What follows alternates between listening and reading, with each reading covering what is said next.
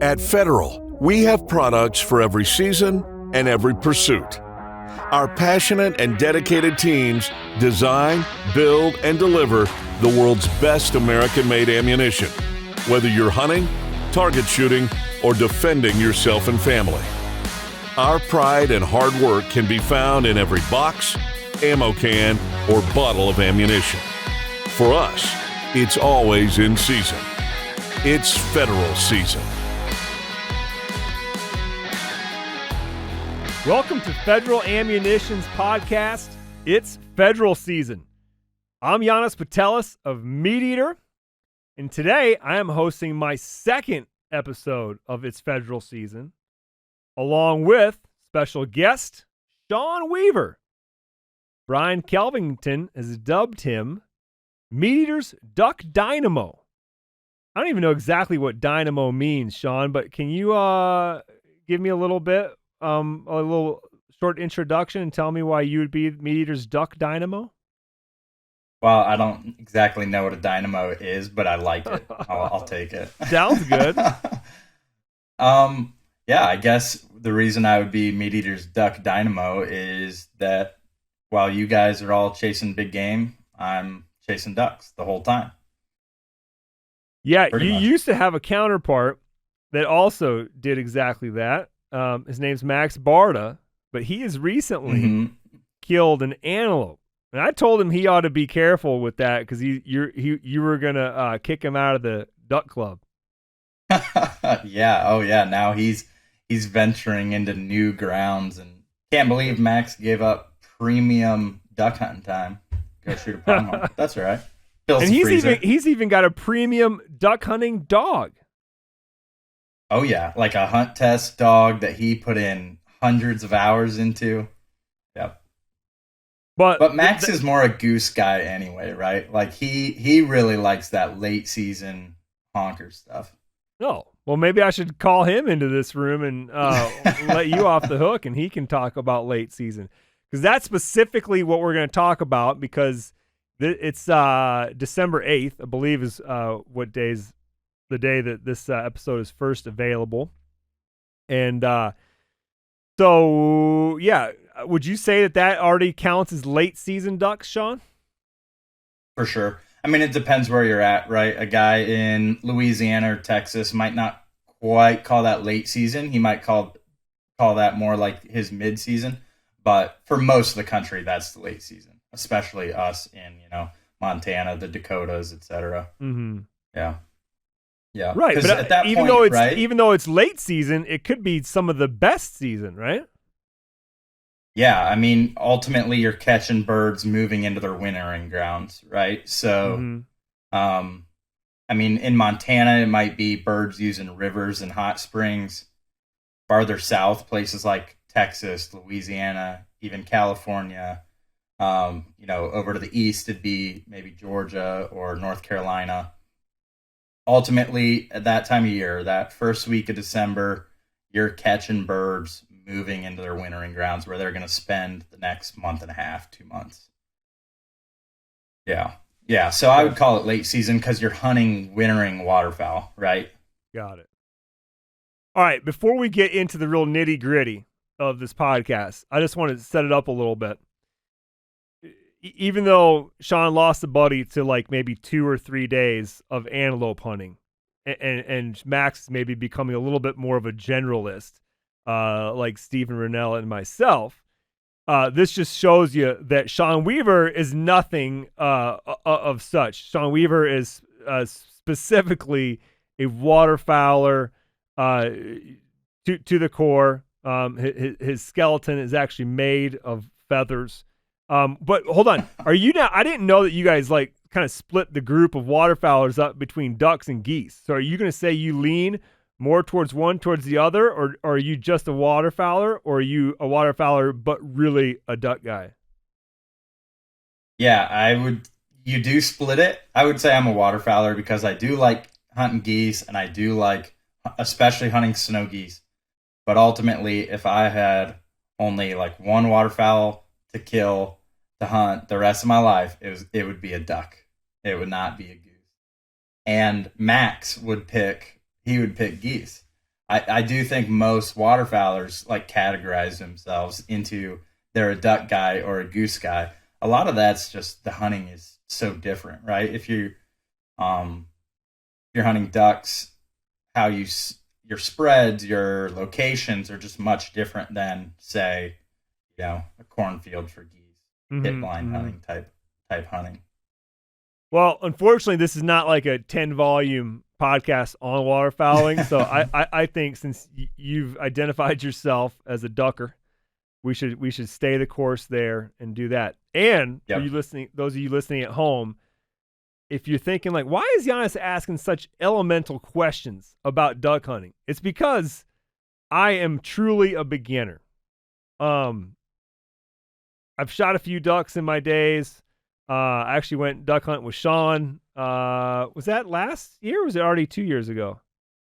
No, that was last year. That was just last fall. We hunted the sand hills of Nebraska for ducks, and it was an awesome hunt. I even managed to kill a few. Actually, I killed like a whole bunch of stuff that I had never killed before. I had got like my first pintail drake, redhead drake. What else was there? Canvasback. You shot your first canvasback. Yeah, man. We had like a little bit of everything. Anyways, I like doing it, but I like doing it. A big reason I like doing it is because I love to eat ducks. Now, is that for you guys that either choose to be duckers or goosers?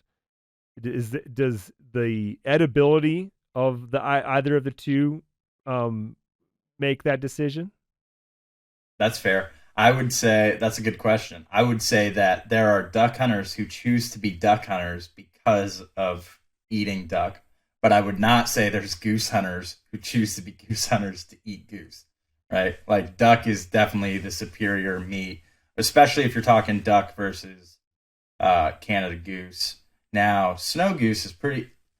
There's a misnomer overall. I think people like to talk bad on snow geese just because like there's so many of them. They're so heavily populated. But if I cook snow goose and duck side by side, pretty close. Snow goose is pretty dang good. I'd say it's better than Canada goose. Yeah, I don't have enough experience to say one way or another there, but I do agree that people like to just talk down on game in general. A lot of reasons for that. A lot of times it's because their daddy told them so, and they didn't have the wherewithal or the balls to go and try it themselves and to make sure someone cooked it right for them. But I also think with the ducks and the geese, like, I know it takes a lot of effort to quarter up an elk and pack it out and then butcher it at home, but like every duck takes 10 or 15 minutes of your time. And when you drop 7 or whatever the limit is, you got a pile of work on your hands to get them ready for the freezer. And I think that people like to shirk that work by saying, they're not even worth eating. Yeah, that's totally fair, especially the plucking, right? Plucking was something that kind of got lost with a generation of hunters, I'd say. I don't know exactly why, but most people, not to generalize all duck and goose hunters, but I would say probably at least 90%, if I was going to throw a number out there, 90% don't pluck their birds. They breast them, which is fine, but ultimately, like, that skin and that fat, that's what you're there for. That's why market hunting existed, right? I mean, that was man. We don't need to beat this topic to bite. That's right. We don't need to beat it to death, but I'll tell you that my girls have 2 favorite meals right now at our house.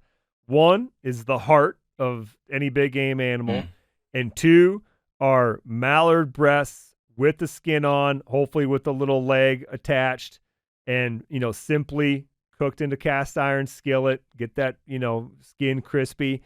They're not old enough yet to enjoy a glass of nice red wine with that. But for me, I just feel like a dang caveman in heaven, or just like a king at his giant table. I've got like grease all over my fingers, and like I got like a grease ring around my lips, and I'm sitting there drinking some nice heavy red wine, like absolute like foodie bliss for me. And how anybody could ever, throw ducks into a dumpster or try to waste them is beyond me. All right, enough talk about eating ducks, let's talk about how to kill ducks in the late season. Yep. Which I think, I'll remind you all that if you kill them in the late season, they're going to have even more fat on them and be even tastier than if you kill them in the early season.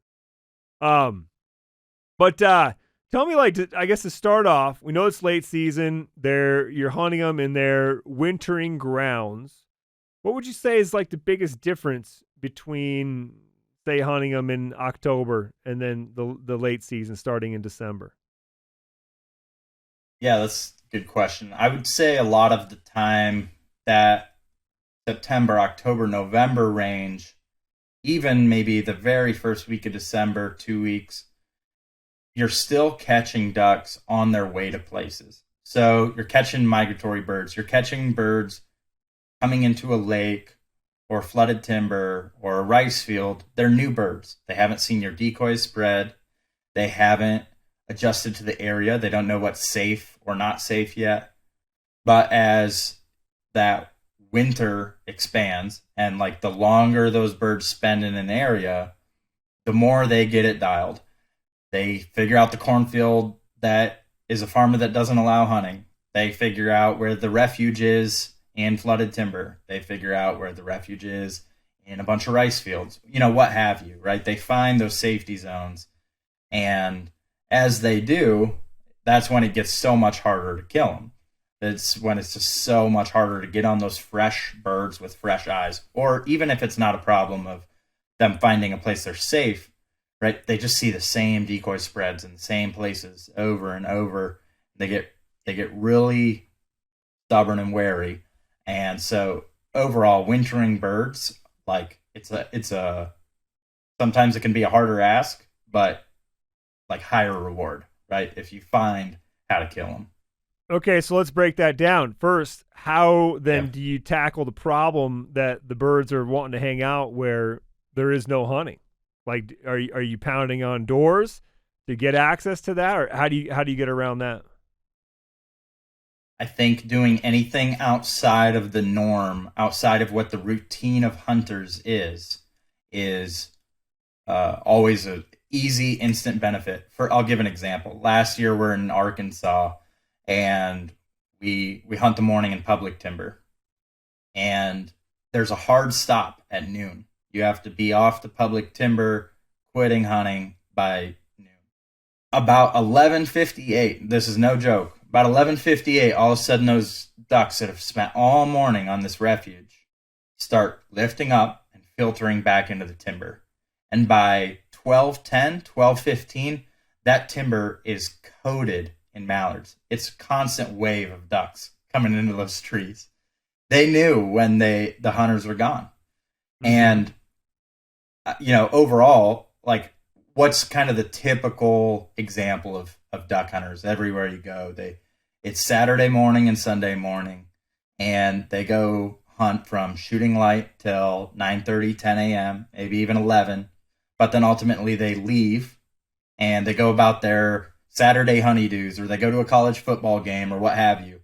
And they leave like that middle of the day, or they leave the evening hunt or whatever it is that those ducks find when they can be safe. And so I think just being outside the norm, right? Trying to hunt from 10 to 2, or, maybe hunt a part of your property you haven't hunted yet, or even like setting up between maybe two refuges where, the birds haven't seen anyone hunt that spot, or run traffic in that spot is what we would call it.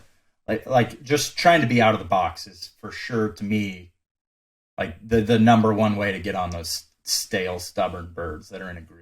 Okay, you mentioned too that they've seen the same decoy spreads over and over and over. So elaborate a little bit on that. How are you going to adjust your decoy spread so that it's not the same thing that they've seen for the last 60 days?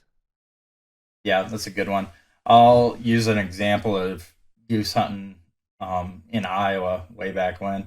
We're on late season birds, December. Birds are super stale. weather is warm, and kind of everyone in the area was setting the same cornfield goose spread, right? 8 dozen, 10 dozen goose full bodies, layout blinds. It was kind of just the same thing. Everyone was trying to do the same hunt.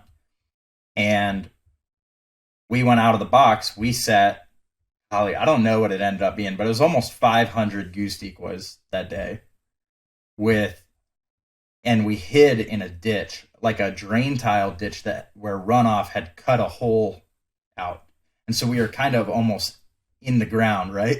Mm-hmm. Like we were below ground level where water had just flushed out a little creek in this field pretty much. And it was just, it was lights out hunting. And it wasn't that we had better decoys or we were hiding in pretty much a black dirt field, but we had such bigger spread and such a different hide than they'd seen. Honestly, it was like one of the easiest hunts ever. Similarly, I've also had hunts where you don't put out any decoys and you resort to just maybe a spinning wing decoy or just calling or kicking the water in the timber. It's something those guys do a lot, where it's just another thing that's different than the same few dozen decoys. That I would say like the typical duck spread is 6 dozen decoys and a spinning wing decoy. It's like, well, they see that everywhere they go. We're switching up tactics a little bit, right? And it sounds like the takeaway is to think out of the box and just do something absolutely different than everybody's been doing and then everybody else is still doing at that time. I think what some people don't think about as often, and I definitely didn't until I was talking to you, but it's also about how you need to change up your shotgun setup for late season birds. And I know that you're a proponent. I think you even have like a catchy phrase for it, and I'm gonna butcher it, but something along the lines of like, shoot tight, so you either obliterate them or you miss them, and meaning that you use like a tight choke. Can you expand on that? Totally.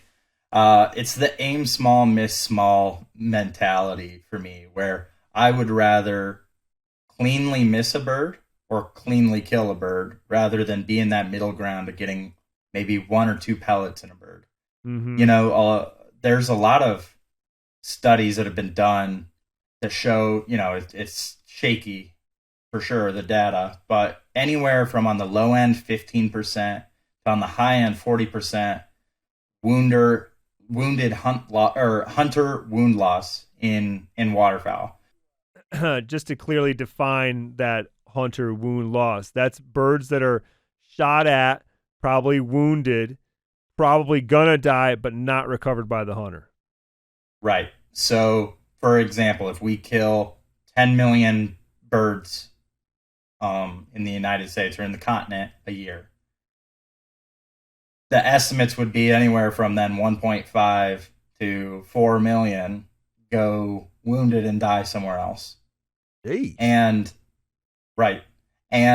that, to me, a huge part of that is that like guys are more willing to, they just want to make sure they hit a bird. But to me, that's the wrong mentality, right? I would rather have the mentality of like shoot a tight, nice pattern, a good dense pattern, so that I'm either smoking that bird and going home with that bird in hand or missing clean, and I know that bird is flying away fine.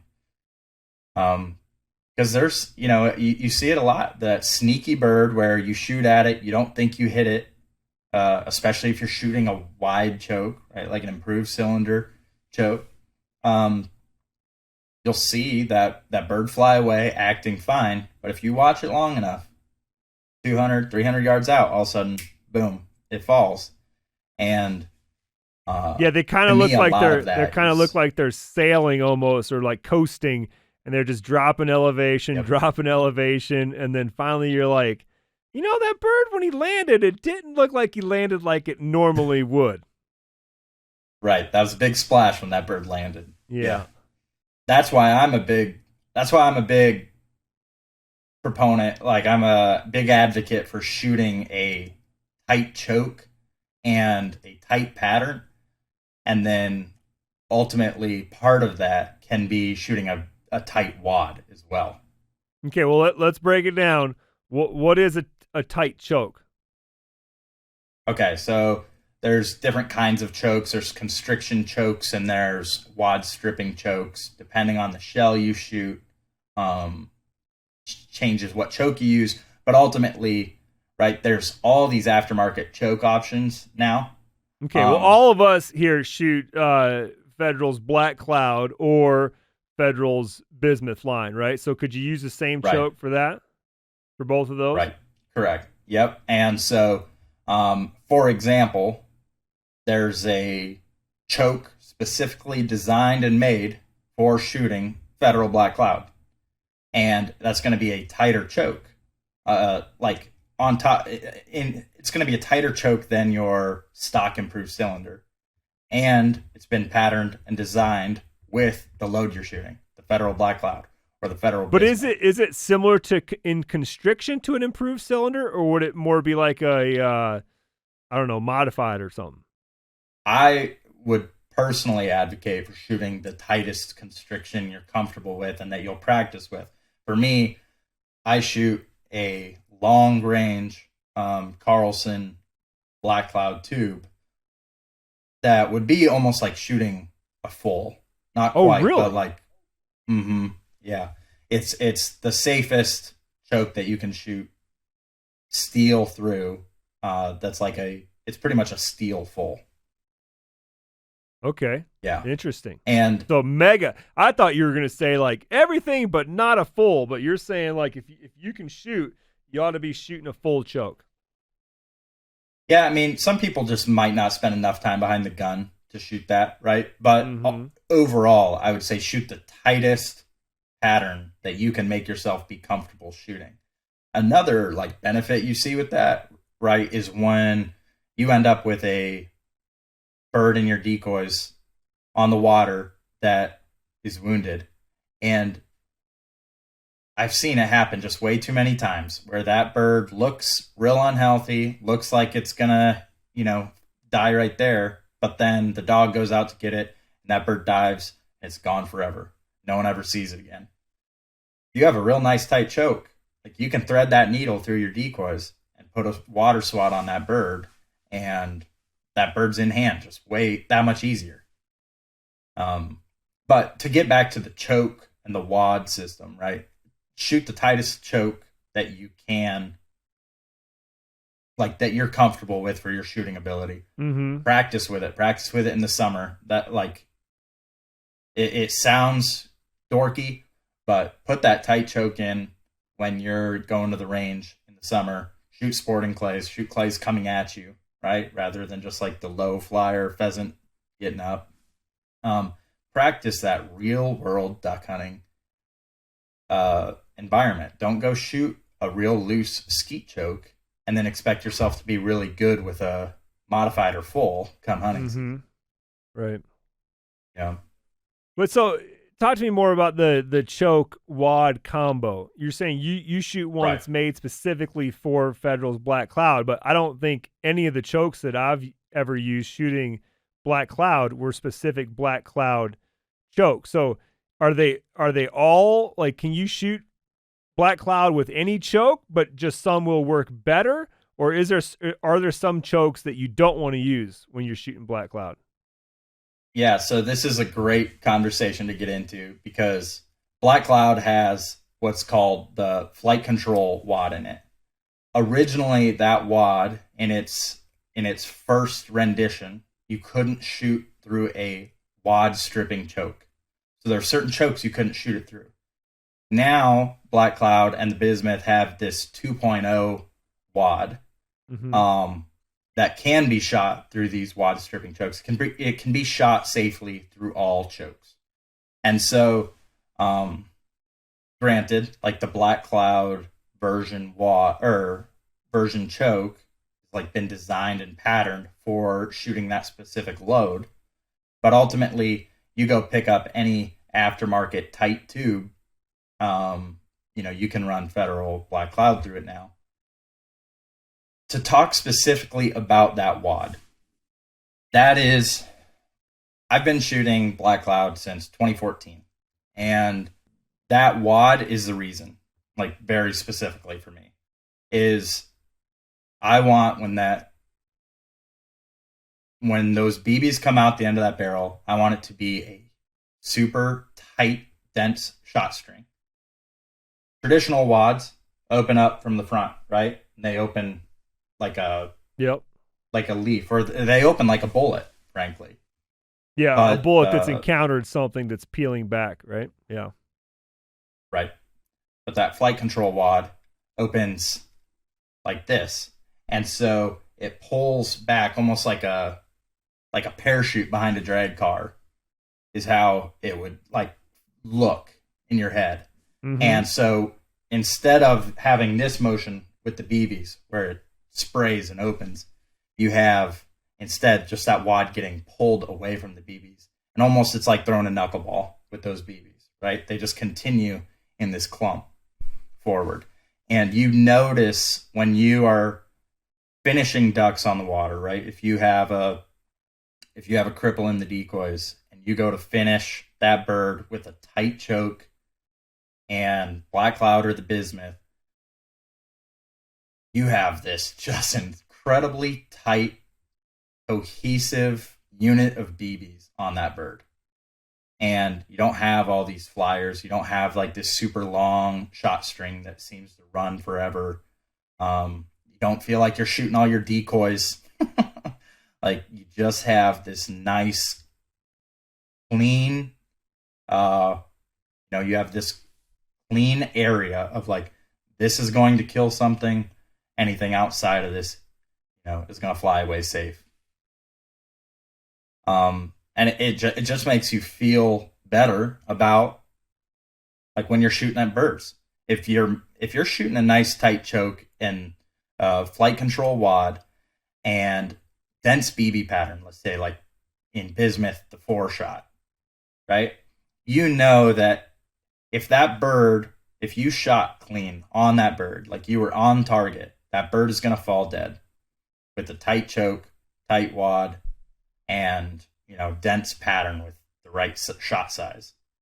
And so if you don't see that bird fall, like that bird is flying away because you missed. Mm-hmm. There's none of this like this weird middle ground of like, oh, I swear I hit that bird.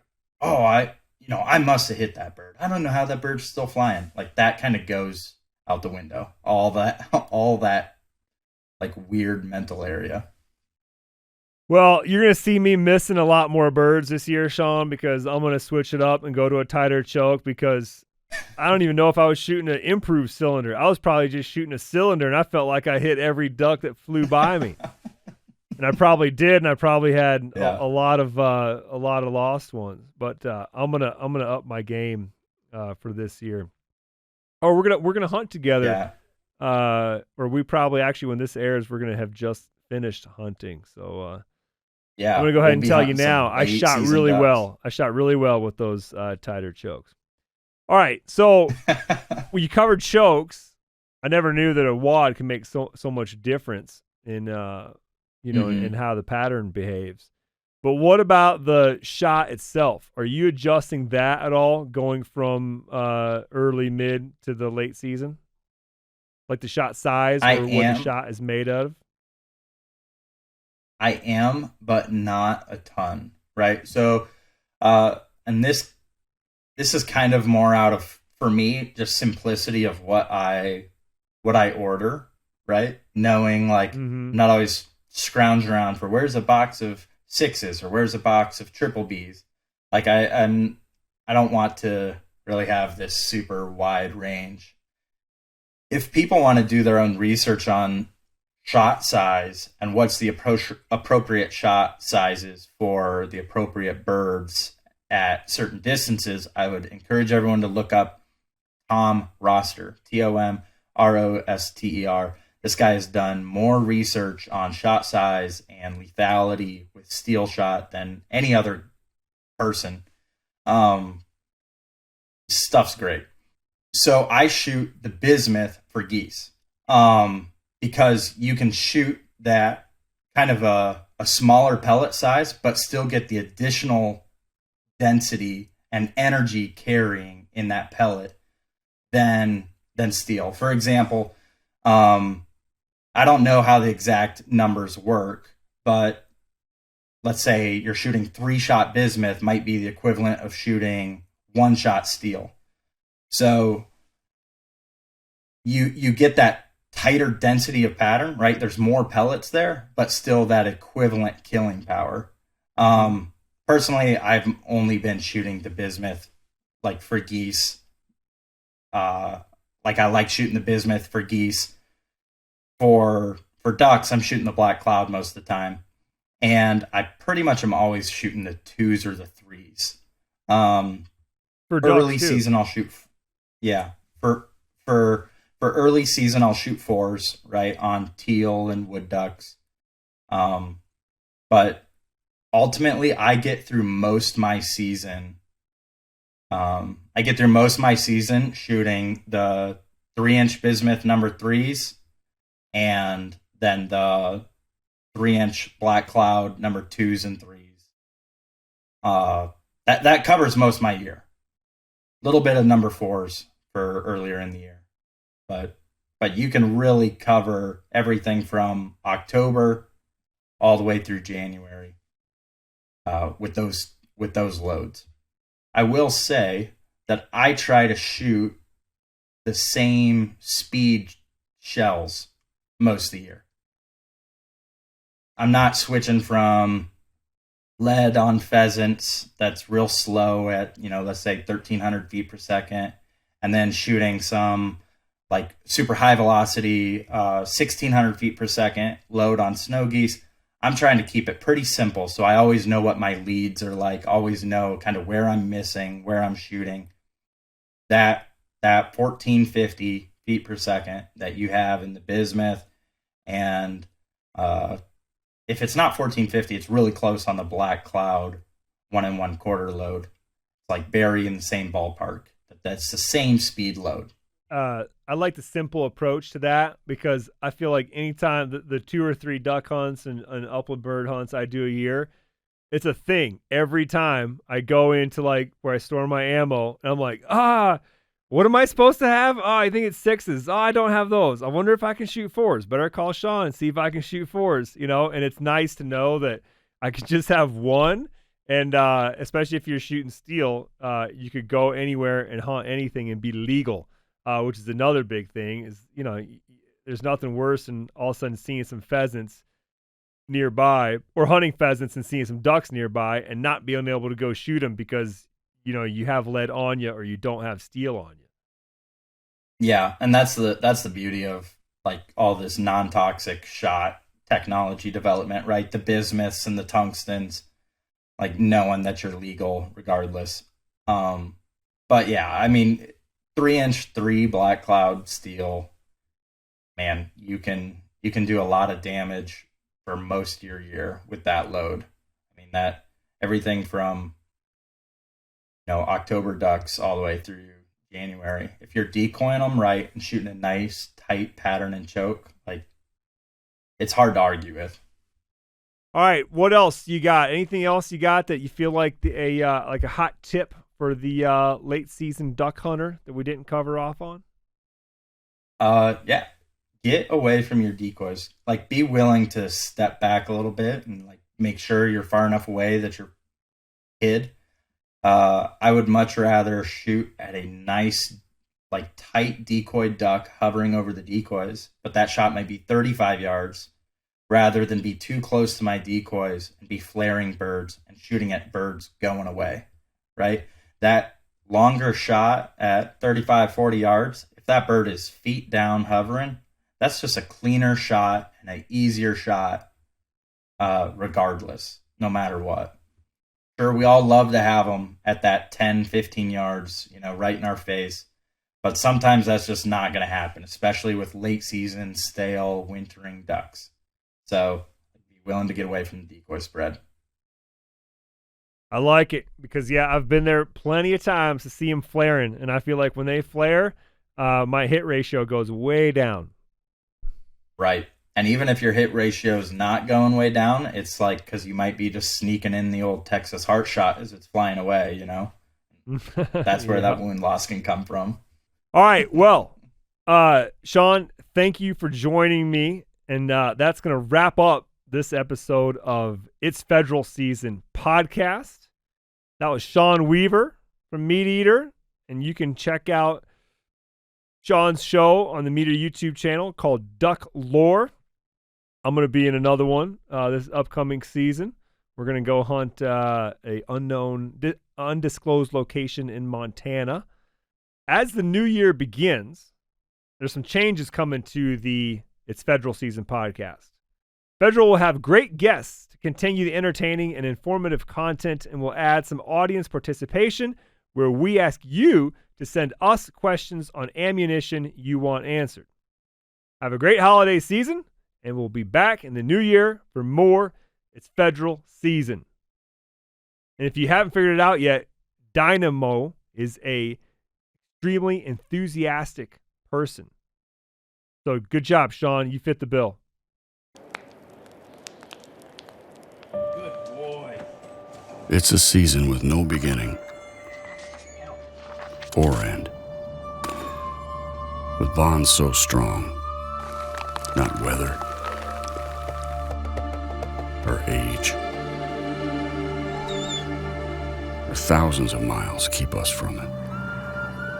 Our love for it is as varied as those who are addicted to its pursuit. A connection with the outdoors, with family, and your best friend. We plan with anticipation. We prepare and wait in silence. With tired legs, cold hands, we push on, all in hopes of hearing a call that shatters the calm, to see the approach of thundering skies and experience the instantaneous rush. For whatever your reason,